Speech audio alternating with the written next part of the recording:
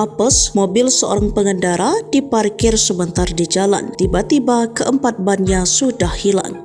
Terjadi lagi pencurian ban yang kali ini terjadi pada Honda Mobilio. Pencurian terjadi bukan hanya pada satu ban saja, tapi keempat bannya yang diambil oleh maling. Kejadian tersebut dibagikan oleh warganet bernama Windy dan diunggah oleh akun Instagram @BogorDailyNews belum lama ini.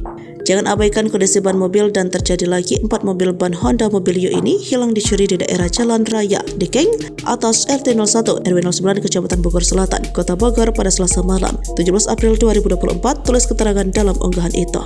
Pada video tersebut terlihat Honda Mobilio berwarna putih yang sedang diparkir di pinggir jalan kehilangan keempat rodanya. Sayangnya tidak dijelaskan secara detail kapan atau waktu terjadi pencurian tersebut. Denny Sulistyo, Kepala Bengkel Honda Jakarta Center, mengatakan kasus serupa pernah juga viral. Kebanyakan peristiwa tersebut terjadi di parkiran umum dan rest area. Harga satuan plek dan ban sama dengan 2,8 juta rupiah.